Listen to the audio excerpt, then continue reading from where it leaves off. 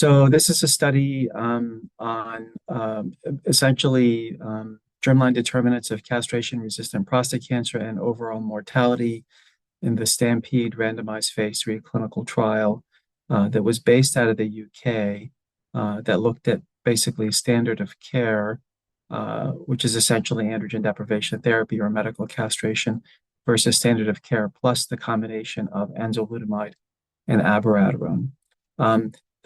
I think it's important to set this up with what was known prior to this study.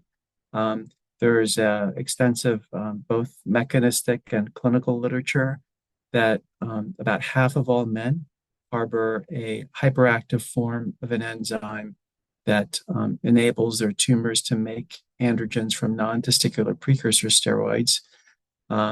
And it's not just there in the germline, but we have a number of different studies, including level 1 evidence, that shows that in the context of medical castration, prostate cancer tumors actually become resistant more quickly, and men have decreased overall survival, largely in low volume metastatic disease when they have the hyperactive form of the enzyme. So that's the background. So the study design is to take a look at the STAMPEDE randomized phase 2 clinical trial, which for the men that were included in this part of the study, it's nearly 600 men, again, randomized to standard of care, which is essentially medical castration versus standard of care plus abiraterone plus enzalutamide. We genotyped the men in this particular cohort for this gene HSD3B1 and categorized the men as those who either don't get the hyperactive form of the enzyme versus those who inherit at least one copy of the hyperactive form of the enzyme that enables stimulation of androgen biosynthesis.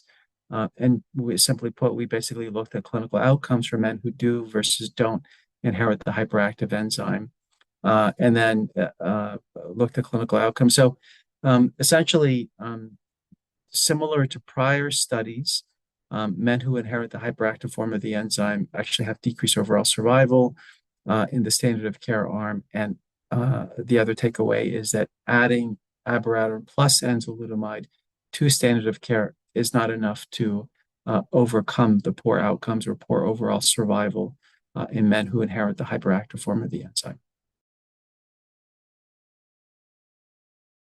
Yeah, so the clinical significance is that there's a very common germline genetic driver of poor outcomes in prostate cancer.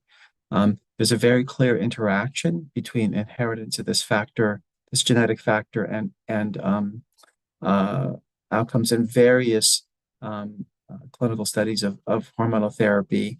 It's not entirely clear what needs to be done to overcome this mechanism of resistance. Perhaps, direct pharmacologic targeting of the enzyme is one proposed future mechanism for developmental therapeutics.